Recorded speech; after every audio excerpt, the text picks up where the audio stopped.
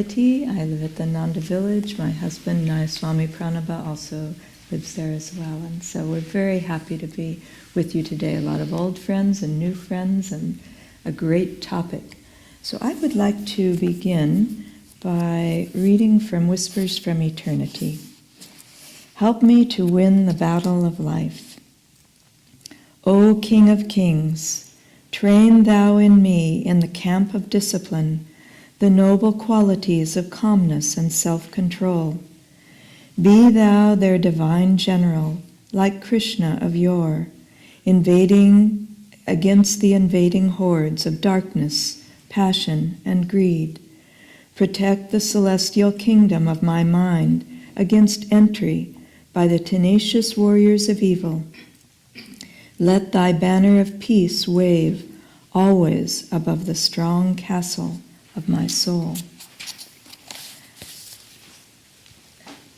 I wanted to share with you in this incredible political season we seem to be having a humorous take on who reads the newspapers. I think you will enjoy it. The Wall Street Journal is read by the people who run the country. The New York Times is read by people who think they run the country. The Washington Post is read by people who think they ought to run the country. The USA Today is read by people who think they ought to run the country but don't understand the Washington Post. I haven't read all these newspapers, but a number of them. The Los Angeles Times is read by people who wouldn't mind running the country if they could spare the time. The Boston Globe is read by people whose parents used to run the country. The New York Daily News is read by people who aren't too sure who's running the country. The New York Post is read by people who don't care who's running the country as long as they do something scandalous. The San Francisco Chronicle is read by people who aren't sure there is a country or that a country is a good idea in the first place. And lastly, the Miami Herald is read by people who are running another country. Anyway, when I read that, I just thought, wow, that's fabulous. So, today's topic is a wonderful one, and it really is important in just understanding what we're up against when we're on the spiritual path, and yet we have to take all of this lightly and battle with a light heart and have a lot of fun doing it, and that's why we come together like this. So I was remembering in reading the autobiography of a yogi, it's interesting. This is the 70th anniversary, and I actually turned 70 this year. I was born in the year that the autobiography came out in Los Angeles. And so I was there in Master's, he was still alive for about the first 5 years of my life, which I didn't realize at first. And then I thought, wow, that's interesting. But in the autobiography, Yogananda, as we all know, tells a lot of stories, beginning about his family and then about different saints he meets as a boy. But once he meets Sri Yukteswar, and really that's his guru, then Sri Yukteswar appears pretty regularly in all the following chapters. And he really is helping people a lot. It's very interesting to take note of Sri Yukteswar's role in Yogananda's life from that time on, or at least how Yogananda talks about him. And many times it will be that Yogananda is trying to help a friend and brings him to the ashram, or the friend's father, or just something like that. And Sri Yukteswar is, okay, I'll do what I can. And one of the stories that I was remembering was there was a friend, and the father was very materialistic and not at all interested spiritually, and yet the boys, the son and Yogananda really wanted to try and help him. So they drag him to Sri Yukteswar's ashram, and I can't remember if it was in Puri or Dakshinaswar, but at any rate, Yogananda said there was a lot of silence during that meeting because the man was not interested, and Sri Yukteswar wasn't interested in him, therefore. But at any rate, after the man leaves, so the father of this friend of Yogananda's leaves, Sri Yukteswar turns to Yogananda and said, "Why bring a dead man to the ashram?" And Yogananda's shocked. He said, "But he's fine, and we were trying to help him. He's in perfect health." And Sri Yukteswar said, "No, he isn't. He's riddled with diabetes and he doesn't know it yet. But if he doesn't do something with his life, he'll be dead in 6 months." And it's shocking to Yogananda, to the son, everything. But Sri Yukteswar holds out hope. He said, "Since you have asked me to help him, get him to wear an astrological bangle.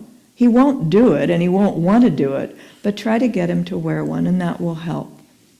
And so the boys try to maneuver this, and the man is really resistant. And then I think something happens where he gets sick and he really realizes, uh-oh, I better do something. So he agrees to wear the astrological bangle. And Sri Yukteswar at that point says, "All right, so he's agreed to wear the bangle. Now tell him that for the next 6 months, he cannot eat any meat, period. And he must do this. Otherwise, it won't go well." And the man, again, he's feeling better. He put on the bangle, he's feeling better. And when he hears this message via the boys from Sri Yukteswar, he just laughs and he says, "Oh no, I'm in perfect health, nothing, no problem." And so he just, in fact, tell him that I'm eating lots of meat and it's really feeling great. I'm doing wonderfully.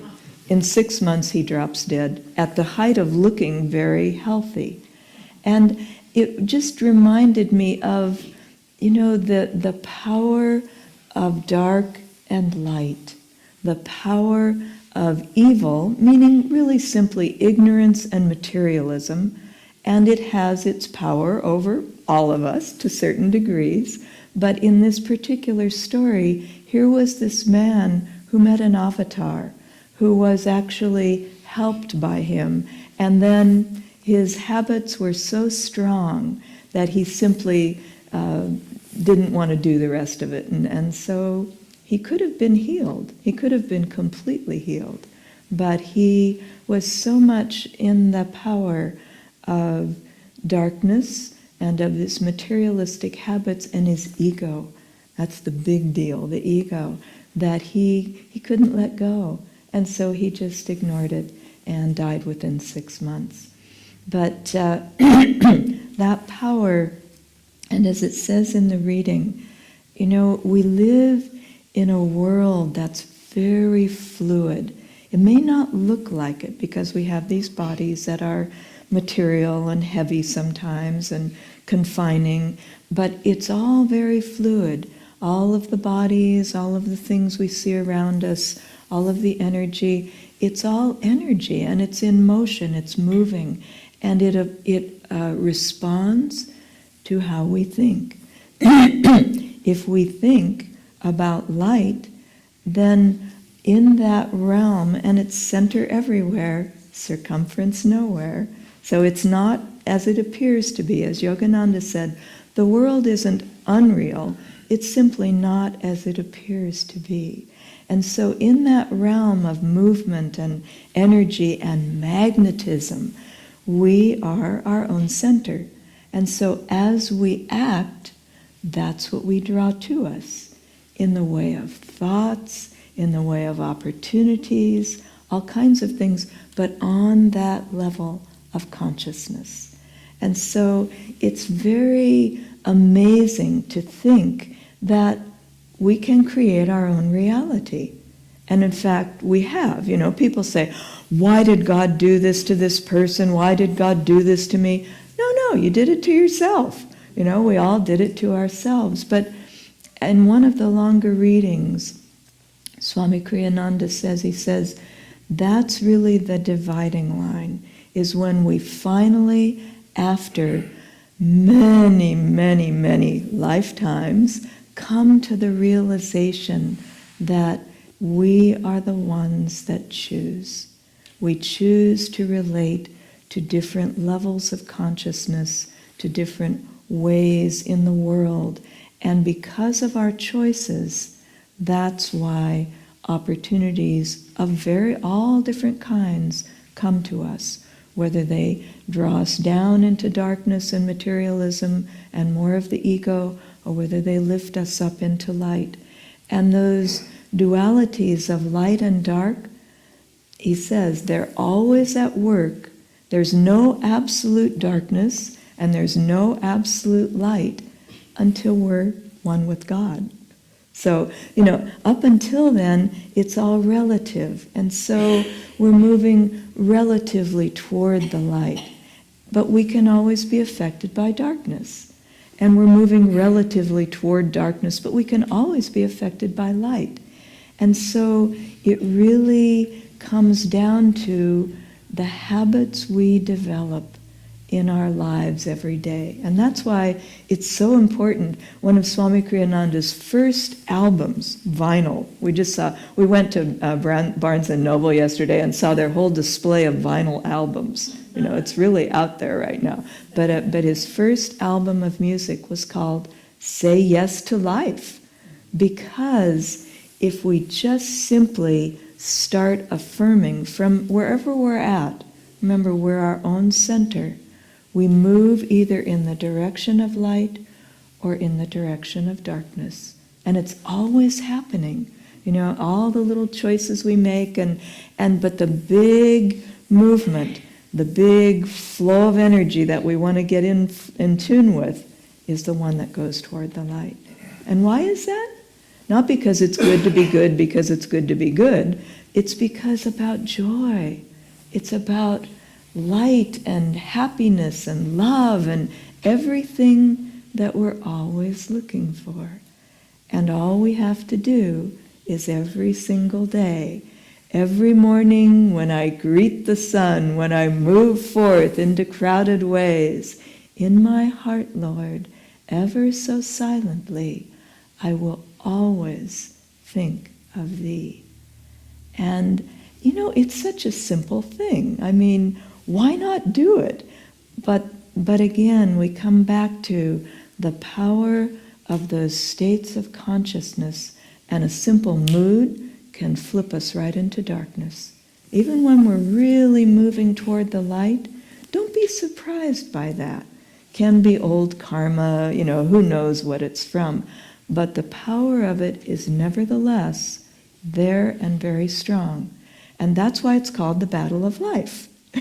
We want to fight with joy, as Swami says in one of his other songs, joy will be our gun, because that's going to lead us most quickly to light. We can't beat it with a stick. We can't be negative about, the darkness and the evil and how bad it, because if we're thinking like that, we're going down into the darkness and the evil and the in consciousness. Again, we really have to understand the world around us and what it's really about, what it's really made of, and that fluidity. And he also talks, Swami Kriyananda, in one of the other commentaries about how dogmatism works.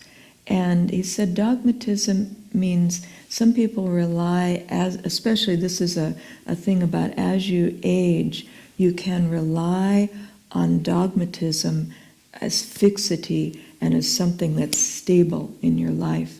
But in reality, it never is. And when the reality of life, that fluidity, that flow that's always happening, changes things, dogmatic beliefs break. They don't bend, they break. And people have real crisis of faith when they've gone a long distance in that kind of direction without being able to bring fluidity. That's why jokes, they're great. Humor is really important. Watching things that are uplifting, that are light. Really look for that in your life, Every morning as I greet the sun, as I move forth through crowded ways, in my heart, Lord, I'll always think of Thee. But find the joy, find the way in your own life for choosing that every day. And really look at each day, it's the first day of the rest of my life. Wow, what an opportunity. And I can choose to make it be more full of light and full of joy, or I can sink back into a little bit of darkness, of habit, of things like that. So really look for those things in your life, because although we don't want to get heavy about those choices, we want to take them seriously. I was remembering that when I read about the life of Ramakrishna many years ago, he was an avatar, he was a master, and lived in Dakshineswar. Yogananda never met him. He died a few years before Yogananda was born, but he was a great master. And when people would come to visit him at the Kali temple there, he lived there, if he knew, and sometimes he could feel some people approaching who were materialistic or just were coming for curiosity or things like that, he'd go away. He'd hide. He didn't want to be around them. And it was for his disciples to see that, just to know that even in small ways, you just want to be careful, because the magnetism of consciousness is extremely powerful for all of us. And so in that way, we're just aware, and by that awareness, we can continue to move forward toward the light. There's the idea of surrender to God, but Swami Kriyananda makes a very important point in that it means dynamic, willing surrender. Not, I give up, but I really give my energy to you. And when we do that, amazing things can happen. I've been reading recently a book that I read many years ago, and it talks about a particular man, and it's about World War II, and somehow in reading it again, I hadn't realized how on the edge of absolute collapse the country of England was. Right in the very beginning of the war. It's hard for us. It happened, the end of the war was, 76 years ago or something like that.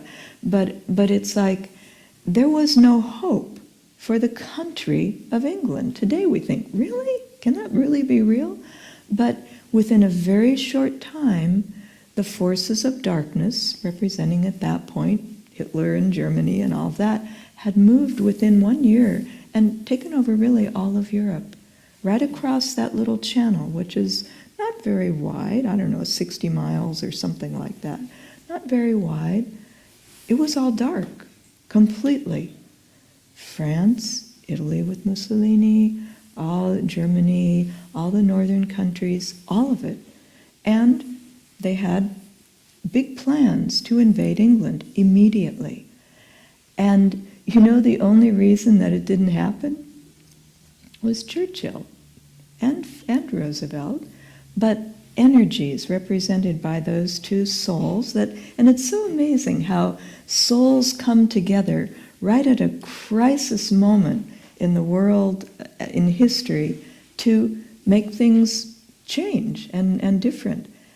Churchill simply, and he had never met Roosevelt, those miles between America and England were long enough at that point. At this point, this was 1940, and the very pit of despair.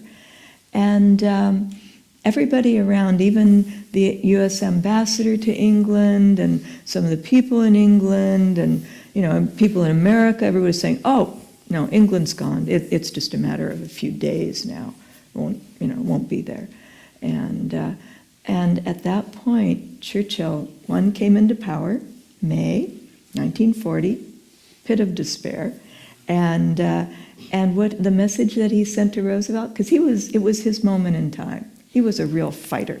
He was for that period to help win the war, with other people. But the message that he sent, but via courier, to Roosevelt was, "We will never surrender. We will fight to the last, And we will go down, if we go down, we will go down fighting, but we will never, ever, ever surrender. And that energy, because England didn't have anything, they didn't have any fight with. I mean, they had a little booklet about the housewives' guerrilla warfare, you know, what you could do. They had plans. They were, and at one point, Churchill, I mean, this is hysterical now. It was like, my God. And Churchill had a lot of spunk, but there was the English weekend, you know, so anybody who worked during the week then took a weekend. Everybody did that. And even in the pit of despair, people were on their weekends. And so this was right in a moment when they were expecting to see the Germans crossing the Channel and landing at the cliffs of Dover or whatever. And so Churchill called Anthony Eden, who was in that area, and he said, I want you to go down to the beach and look and see if anybody's coming. And so he said, are you kidding? He said, no, I want you to go down, take your binoculars, and look and see, is anybody coming? And so it was that bad. And they even had plans for, because they didn't have any other way to defend themselves, they had strung little lines on the beach and out into the water. And if they did see people coming, they were oil, and they were going to light them on fire, so the beach would be on fire and they couldn't land. Anyway, but it just shows you what you can do. And you know, in reality, Ananda's gone through things like that. Any real great moment in time goes through those things. When we had our fire in 1976, which we mention periodically, it was absolutely devastating. I walked over the hill in the morning from Ayodhya through beautiful, just like it is now, beautiful green, lush, you know, nice thing. And then in the afternoon, it was all smoking, smoldering ashes, everything, except the little business areas, Master's Market and the publications building and all of that. But everything else, at that point I think we had about 600 acres. All of it was burned to the ground. Maybe there were some stumps left. And at that point, and we had, just put yourself in the place of this, we had no insurance. And so what was the response? Well, I remember in my own mind very clearly, it wasn't even a question. I had been living only for 4 years in the consciousness of Swami Kriyananda. And so that consciousness was, oh, okay, well, just one more obstacle. What do we do now? We move forward. I mean, here we are, it's our land, and we'll figure it out. We don't have any money? Well, we never had any money. I mean, you know, that was always the thing. But we'll figure it out. And by that, the reason I'm saying these stories is because by that you draw God's grace, meaning the power and the guidance to know what to do, how to do it, and how to move forward. If you don't ever give up, then God's grace will be there more and more for you as you open more and more to it.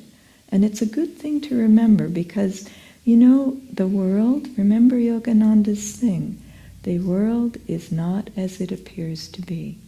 It may look like, oh, everything is lost. It's never everything is lost. It just appears to be that way.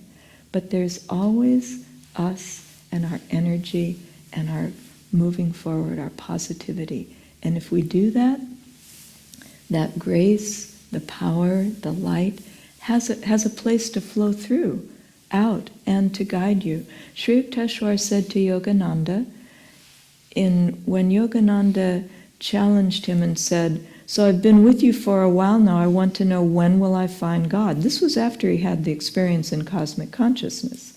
And so he says to Sri Yukteswar, I want to know when I will find God.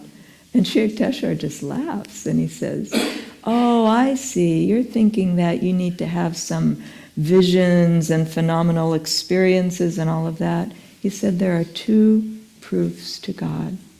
He said one is the joy that you will find in meditation and flowing out into your life in everything you do. And 2, and that's the joy of God, that is God. It's one of the 8 attributes. And 2 is that you will find God's hidden guidance for you in everything you do. And so just those two, he said, that's when you have found God. And when those are perfected, that's when you know you've found God. You're one with that light and that flow. And so for all of us, it's so simple. We just have to open to the light. We have to keep moving toward that light and make those choices every day that move into that light. And then from the Bhagavad Gita, cling thou to me. Always cling thou to me. And Swami Kriyananda said, he said about that phrase of the Gita, that part of it, he said, this is where Yogananda said, this is why the Gita is considered so sympathetic, understanding, and compassionate toward our every need as we struggle in delusion. And it's fair to say, hey, Divine Mother, I didn't ask to be here. This is your delusion. You come and help me, and you be with me and guide me as I move out of this and more into your light and into your love and into your bliss.